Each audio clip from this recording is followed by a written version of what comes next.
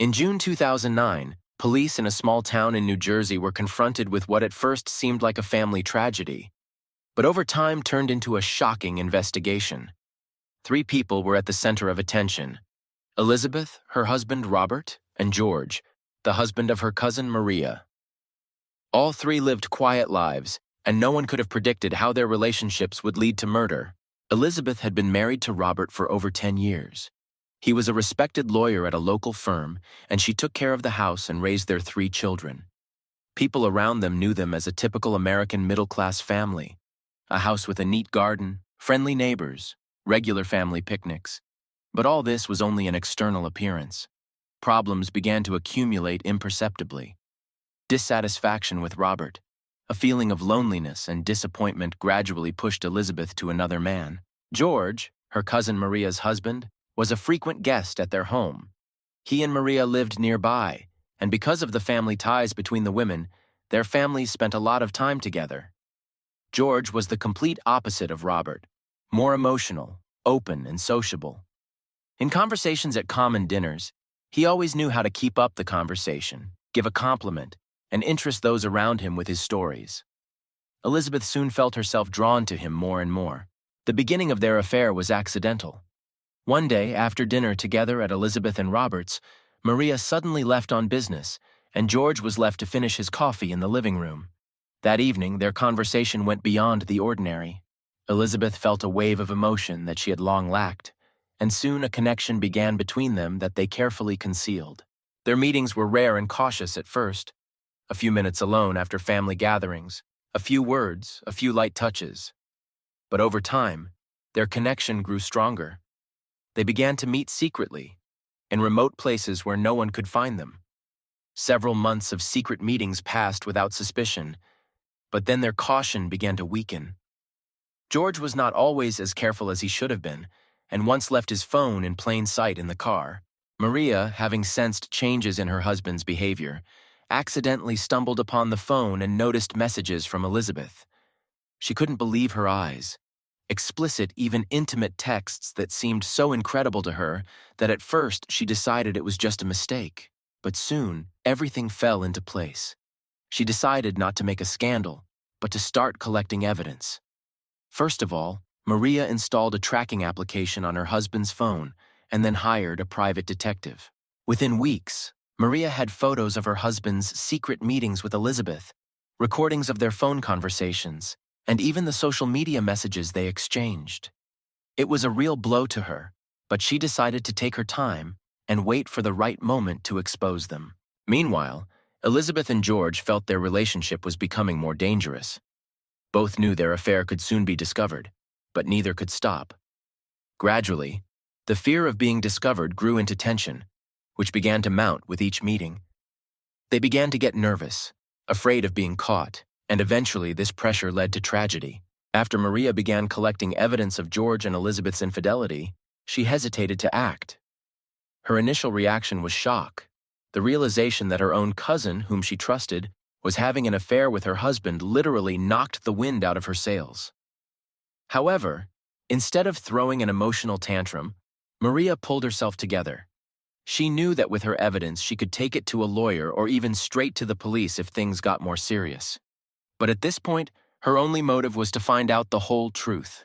She continued to observe their secret meetings, and as she gathered information, she began to notice that George and Elizabeth were becoming more carefree. They were no longer as cautious as they had been at first.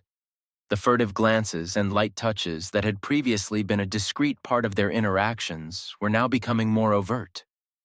Elizabeth was no longer playing it safe, and she began meeting George in places that were familiar to their mutual friends and even family. The private investigator hired by Maria began to investigate more deeply, gathering more facts. His reports included photographs, conversation recordings, and video surveillance. One of the meetings, which the detective captured on video, took place in a secluded wooded area near the town. George and Elizabeth met there several times, each time hiding from prying eyes. One of the recordings showed them sitting in a car and talking in raised tones, indicating that tension was growing in their relationship as well. At this point, Maria felt completely betrayed. She continued to communicate with Elizabeth as if nothing had happened, inviting her to family dinners and picnics, pretending not to suspect anything. But inside, anger was flaring. Maria began to think about talking to George directly, but she was afraid that this would ruin everything. Her plan was to gather as much evidence as possible and then use it in court during the divorce. She knew that rushing would only ruin everything. Meanwhile, tensions between George and Elizabeth continued to grow. They realized that their affair could no longer remain a secret forever. Both began to suspect that Maria knew something, but neither of them wanted to be the one to speak up first. Arguments and misunderstandings began to appear in their relationship. George increasingly refused to meet for fear of being exposed, while Elizabeth, on the contrary, insisted on continuing the affair. For her, this relationship was not only a physical connection, but also an emotional support that she had so lacked in her marriage to Robert. Robert, unsuspecting, continued his daily routine. He noticed changes in Elizabeth's behavior, but attributed them to stress and family concerns. He tried to spend more time with her, suggesting weekend trips or even vacations to restore their former closeness. But all his efforts were in vain. Elizabeth was becoming more and more immersed in her affair with George, and any attempts by Robert to get closer only pushed her away. Over time, Maria had gathered enough evidence to show her hand. She decided to tread carefully and planned to strike at the most opportune moment. One such moment was a birthday party for a mutual friend, to which both George and Elizabeth were invited. Maria made sure that their affair would be more obvious to the others present at the party. She wanted everyone to start noticing the same things she saw: suspicious glances, laughter at inappropriate moments, light touches that went beyond friendship. The party ended, and all the guests went home, but the impressions left behind were not lost. A few days later, Robert received an anonymous letter with photographs and recordings of conversations confirming his wife's affair with George. This was the beginning of the end for their marriage. Robert was shocked. At first, he could not believe his eyes and accused Maria of forgery, but when Maria showed him all the evidence, his anger turned to deep disappointment. Robert decided to discuss this directly with Elizabeth. At this point, chaos began to brew in their relationship. Elizabeth realized that her affair with George had become known not only to Maria, but also to her own husband. The situation was heating up, and each of the participants in the story felt that something much more dangerous was brewing. After Robert received an anonymous letter with evidence of Elizabeth's infidelity, his life changed completely. For a long time, he could not believe what was happening. For him, his wife had always been faithful and devoted, and this news seemed absurd to him. But the evidence he had collected was undeniable. Photographs, conversation records, and messages spoke for themselves. This was the moment when Robert was confronted with the harsh truth that was slowly destroying him from the inside. Deciding not to rush to conclusions, Robert tried to talk to Elizabeth calmly. He invited her to dinner at a restaurant, hoping that in a more neutral setting they would be able to sort out the situation. But already during dinner, Robert could not contain his emotions. Watching his wife, he constantly thought about what she was hiding from him. His questions became more and more direct, and soon Elizabeth began to suspect that Robert knew something. In response to his reproaches, she tried to defend herself, saying that it was all just gossip. But her words did not sound convincing. Internal tension grew, and this dinner became the beginning of the end of their marriage. Robert soon decided to temporarily separate from Elizabeth to consider his next steps. He moved into the apartment of a friend, a family lawyer, who offered him legal assistance. Robert began the process of filing for divorce, but did not tell Elizabeth right away. He wanted to clarify all the details before starting the formal proceedings. Meanwhile, the relationship between Elizabeth and George began to deteriorate. They both felt pressure from their spouses. Elizabeth was worried about Robert and suspected that he might have started following her. George was in an even more difficult situation. Maria openly told him that she knew about his affair with Elizabeth. This confession came as a shock to George. He did not expect his wife to be so careful and collect so much evidence. Maria made a scene, threatening to reveal their affair to the public and file for divorce with a full division of property in her favor. George was cornered. He knew his career and reputation could suffer if Maria carried out her threats. But instead of breaking off relations with Elizabeth, he suggested she be even more careful. They met less often, chose more hidden places, deleted all traces of their communication on social networks and instant messengers. But even these precautions could not relieve the growing tension.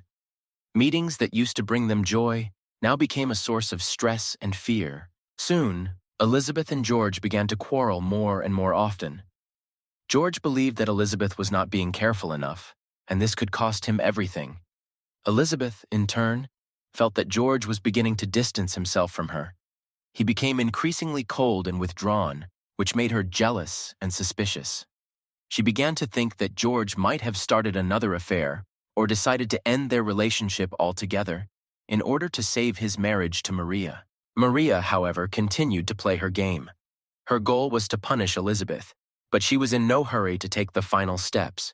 Instead, she continued to accumulate evidence and watch her relationship with George slowly disintegrate. She wanted her husband to feel the full weight of the consequences of his actions, and she intended to make it as painful as possible. At this point, Elizabeth found herself in a difficult situation. Her affair with George no longer brought her the emotions that had initially made her cheat on him. Instead of passion and love, she felt fear and despair. She felt trapped, and the only way out of this situation seemed to be to solve the problem with Robert. She needed to do something, but she didn't know what to do. Robert, despite his deep disappointment, continued to love Elizabeth. He did not want to destroy his family, especially for the sake of his children. He offered Elizabeth couples therapy, hoping that they could save their marriage. But Elizabeth refused. She could not return to her former life with Robert, realizing that her affair with George had already destroyed their relationship forever. This refusal finally broke Robert's heart, who still hoped for reconciliation. However, Elizabeth began to think about how to get out of this situation with minimal losses for herself. She understood that if her affair with George became public knowledge, her life would be destroyed. The relationship with Robert was doomed, and she began to look for an opportunity to leave the marriage with the maximum benefit for herself. Elizabeth turned to a lawyer to prepare a divorce in which she would keep the house and most of the property. She hoped to be able to start a new life, but she did not realize how deep her situation had gone. Meanwhile, rumors began to circulate in their town. Several neighbors, noticing Elizabeth and George's strange behavior, began to suspect an affair. Their secret affair no longer seemed as hidden as before. Gossip began to circulate about George's frequent visits to Elizabeth's house in Robert's absence, and people began to talk about it behind their backs. Observing this situation, Maria decided that it was time to act decisively. As rumors began to spread in the small town, Maria realized that her plan was nearing its climax. George and Elizabeth's secret affair would soon become public knowledge, and she was ready to use this moment to her advantage. But before acting openly, Maria decided to put pressure on George personally to force him to confess and perhaps prevent an even greater disaster. One evening, when George came home from work, Maria sat across from him at the kitchen table. There was no longer any confusion or fear in her eyes, only determination and anger. Without further ado, she laid out on the table the photographs and printouts of the messages she had spent so long collecting. George was astounded. He had not expected Maria to go so far and be so knowledgeable about all their meetings and conversations. His face turned pale and his hands began to shake as he realized he could no longer deny his guilt. Maria did not make a scene, did not shout, and did not openly accuse him. She laid out her plan, coldly and methodically. She was going to file for divorce and demand most of the property, including the house, and keep the children. She warned George that if he tried to resist, she would make the whole story public, including evidence of his infidelity and the testimony of friends and neighbors. There was a steely determination in Maria's eyes, and George knew she was not bluffing. George was trapped. He didn't know how to get out of this situation. Divorce could ruin his career and reputation. He became less cautious and more nervous. All this led to him avoiding meetings with Elizabeth, which only increased her suspicions. Elizabeth felt that their affair was slowly falling apart. She expected George to offer her something concrete, perhaps leaving Maria or starting a new life together, but he retreated. This further agitated Elizabeth, who now saw George not so much as a lover, but as a source of danger and a threat to her future. Robert continued to watch the events unfold from the sidelines. He did not take any active steps, although he increasingly realized that the situation was getting out of control. His friends and colleagues, having learned about his family problems, began to offer help. However, Robert felt that in order to sort out this chaos, he needed to take a step back and let the events unfold on their own. He understood that any active step on his part could only make the situation worse. But the anger that had been building up inside him all this time was ready to burst out. One evening, Maria decided to take a new step. She decided to arrange a chance meeting with Elizabeth at a local charity event, to which they were both invited. This evening was to be a turning point in their relationship. Maria intended to meet Elizabeth face-to-face and find out how she would react to the fact that her affair with George had become known not only to her, but to everyone around her. At the charity event, Maria was cold and reserved. She approached Elizabeth, started a casual conversation with her, but soon the conversation moved on to a more intense topic. "Do you know that everyone is already talking about you and George?" Maria said quietly but firmly. Elizabeth was stunned. She did not expect Maria to be so open and direct. At that moment, Elizabeth felt that her life was falling apart. She could not find the words to justify herself. Maria continued to look at her coldly, waiting for a reaction. After this conversation, Elizabeth realized that the situation was out of control. She had lost not only her husband, but also the only person with whom she felt an emotional connection, George. He was becoming increasingly distant, avoiding meetings and conversations, and now Maria was on the verge of being exposed. Elizabeth was at an impasse. Her feelings for George were mixed with a sense of fear and uncertainty. George, after his conversation with Maria, became nervous and irritable. He tried to maintain a semblance of normality, but the tension in his relationship with Elizabeth was growing. He knew that if Maria carried out her threats, his life would be ruined. He could not afford to lose his home, property, and social status. But breaking off relations with Elizabeth was too difficult for him. Maria continued to watch the events unfold, watching her husband sink into despair and Elizabeth become increasingly unstable. She knew that the destruction of their relationship was going exactly as she had planned. However, her plan had unexpected consequences. The tension between George and Elizabeth began to go beyond emotional quarrels and could soon escalate into something much more dangerous. Elizabeth, having lost control of the situation, began to think about drastic measures. She was afraid that the truth about her affair would become known to the general public, which would destroy her life and reputation. The fear of exposure and the loss of everything she had gradually pushed her to a decision that could be a way out of this situation, but with terrible consequences. All the tension that had built up over the months had finally come to a fatal conclusion. Maria, despite her threats and her game of silent revenge, was in no hurry to go to court. She took some satisfaction in the progress of her plan to destroy George and Elizabeth's relationship. However, it was not enough for her to simply see them suffer. She wanted to do more. Meanwhile, Robert remained on the sidelines, not interfering, but mentally preparing for the outcome. The fateful night arrived. Elizabeth, on the verge of a nervous breakdown, decided to talk to George. She realized that the situation had worsened so much that she could no longer continue to hide her relationship with him. Her fear of exposure and the consequences was increasingly heating up her condition, and she began to look for a way out, which seemed to her the only possible one, to resolve the situation in a radical way. Elizabeth called George late that night and suggested meeting him at his house while Maria was away. George didn't want to meet. He knew their relationship had reached a dead end, and now everything they did was just pain and stress. However, he agreed because he was afraid that refusing could make things worse. He didn't know where it would lead, but he felt that the meeting didn't bode well. When Elizabeth arrived at George's, the atmosphere was already tense.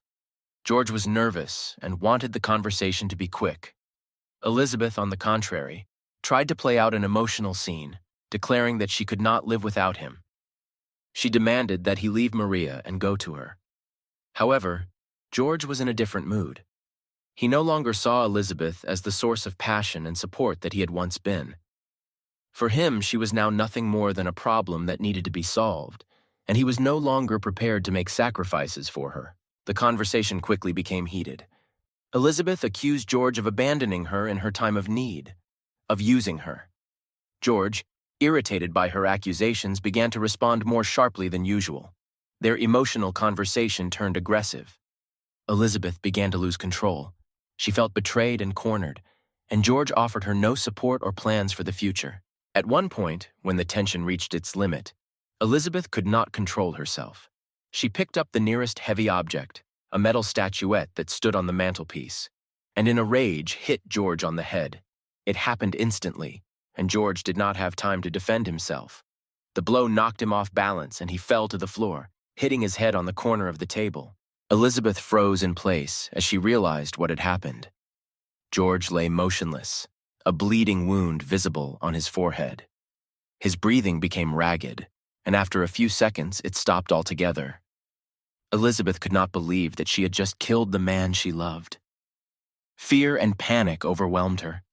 She began to pace the room, unsure of what to do next. Realizing that something terrible had happened, Elizabeth tried to bring George back to life, but it was too late. Blood continued to ooze from his wound, and he no longer showed signs of life. Realizing that the situation was catastrophic, Elizabeth began to devise a plan to cover up what had happened. She removed the statuette, wiped the blood from the floor, and tried to remove any evidence that might point to her presence in the house. However, her actions were hasty and chaotic.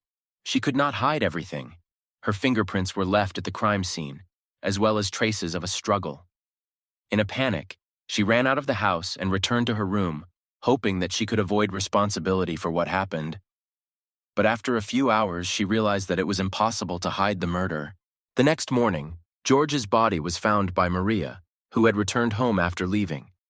She was shocked by what she saw and immediately called the police. Detectives who arrived on the scene quickly determined that George's death was not an accident. Evidence pointed to him being killed in a sudden attack. The investigation soon focused on Elizabeth, as her fingerprints and footprints were found in the house. Detectives also discovered her recent relationship with George, which further confirmed their suspicions. Elizabeth was detained for questioning, and under the pressure of the evidence, she was forced to confess to the crime.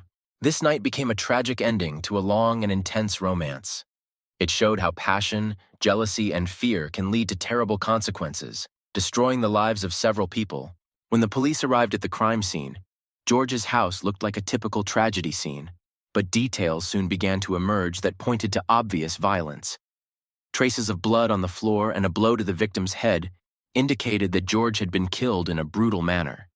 The police began their investigation, carefully examining the crime scene.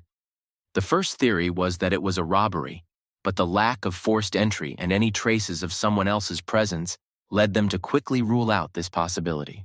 The investigation focused on George's inner circle. Maria, his wife, who returned home to find the body, was shocked, but quickly pointed out the problems in their marriage. She spoke of George's affair with Elizabeth, which she had long suspected and had been collecting evidence to support. In a conversation with the police, Maria explained that she had evidence of infidelity and that an affair between her husband and Elizabeth could lead to conflict. The police immediately began searching for Elizabeth. Maria's memories and the materials she collected became a key element in forming a version of the motives for the crime. Further investigative actions focused on checking Elizabeth's alibi for the night of the murder. From surveillance cameras, they found that her car was captured near George's house on the day of the murder, which left little doubt about her involvement. Elizabeth was called in for questioning immediately after this. At first, she tried to remain calm, claiming that she had last seen George a few days earlier, but soon the investigators began asking questions to which she had no convincing answers. They began laying out evidence in front of her, one after another: surveillance footage, fingerprints found in George's house, and evidence of her connection to the victim, as revealed by Maria. The interrogation lasted for several hours, and under the pressure of the facts, Elizabeth began to break down. Her story became increasingly confused, and soon she could not withstand the psychological pressure. In a fit of despair, she confessed what happened that night. However, according to her version, everything was an accident. She claimed that it was an accident and that she did not plan to kill George. Elizabeth told investigators that she went to George's house that night to talk. They argued for a long time, and at some point, losing control of her emotions, she hit him over the head with a statue. By the time she realized what she had done, it was too late. George lay motionless, and she, not knowing what to do, panicked and tried to hide the evidence and run away. The police, however, did not believe the accidental version. The fact that Elizabeth left the scene of the crime and tried to cover her tracks indicated her intention to avoid responsibility. The prosecutor charged her with premeditated murder, despite her attempts to claim that everything happened as a result of an argument and an emotional outburst. Maria, at this point, came into the spotlight as a key witness. Her collection of evidence about George's affair with Elizabeth helped the police not only establish a motive for the murder, but also show that Elizabeth had acted with some degree of intent. Although her direct involvement in the investigation ended at the evidence handover stage, she continued to be an important figure in the case. Elizabeth's arrest caused a stir in the small town. Newspapers and television soon began covering the case as one of the biggest stories in the local crime tracks. People discussed how passion and jealousy can lead to terrible consequences when family ties are destroyed and secret relationships become deadly. For Elizabeth's husband, Robert, the arrest marked the end of months of torment and suspicion. He had long known of his wife's infidelity, but now he was faced with the fact that she was implicated in murder. He could not believe that the woman he had been married to for so many years was capable of such an act. Despite all the pain and disappointment, Robert felt a deep sense of alienation and emptiness. For him, this was the end not only of their marriage, but of the life they had built together. Elizabeth's trial began a few months after her arrest. The case attracted enormous public and media interest. A high-profile murder in a quiet provincial town involving a love triangle attracted the attention of not only local residents, but also journalists from other cities. The courtroom was almost completely full, and people gathered outside the building to follow every turn of the case. Prosecutors quickly built their case. They argued that Elizabeth had acted with the deliberate intent to kill George. They presented evidence that they had collected: Elizabeth's fingerprints, her DNA found on the figurine, and surveillance footage that showed her presence in George's home on the night of the murder. In addition, witnesses, including Maria, testified about the complicated relationship between Elizabeth and George and the jealousy and tension that had arisen in their relationship. Maria's testimony was especially important. She gave a detailed account of how she had gathered evidence of the affair and presented it to the court. The judge and jury listened with interest to her story, especially the parts related to how she had planned to expose Elizabeth and George. Maria's testimony helped the prosecution prove that the strained relationship between George and Elizabeth could have led to violence. Elizabeth, in turn, stuck to her version of the accident. At the trial, she claimed that she had not planned the murder and that it had all happened in a fit of emotion. Her lawyer tried to build a defense on the fact that Elizabeth had acted in a state of passion and that her quarrel with George had gotten out of control. The defense also emphasized that Elizabeth had no premeditated plan and that the blow was committed in a state of panic. However, prosecutors insisted that Elizabeth had ample time to act after she stabbed George. They pointed out that she tried to cover her tracks by wiping away blood and removing the murder weapon, which they said showed she was conscious and intended to avoid responsibility. The jury deliberated for several days, analyzing the evidence and testimony presented. The main question was whether the murder was committed intentionally or accidentally, the result of an argument. An important factor in making their decision was the nature of Elizabeth's actions after the crime. Her attempts to cover her tracks and flee the scene reinforced suspicions that she acted with some degree of deliberation. In the end, the jury returned a verdict. Elizabeth was found guilty of manslaughter. They found that the crime had been committed in a fit of emotion, but her subsequent actions showed that she had tried to hide the truth, which aggravated her guilt. The judge, taking into account all the circumstances of the case, sentenced Elizabeth to 20 years in prison without parole. Maria, after the verdict was announced, left the courtroom feeling relieved. She had achieved her goal of ruining Elizabeth and George's lives, although the process had been painful for her as well. Now she had to start a new life, but with the constant memory of what had happened. Robert, who had been watching the process from the sidelines, finally realized that his life had been destroyed too. He was devastated that his wife, with whom he had shared years of his life, was capable of murder. Divorce was inevitable, and a new life full of bitterness and regrets lay ahead of him. For the townspeople, the case was a reminder of how passion, jealousy, and deception can lead to irreparable consequences. As time went on, the case gradually faded into the past, but for those involved, the experience remained unforgettable.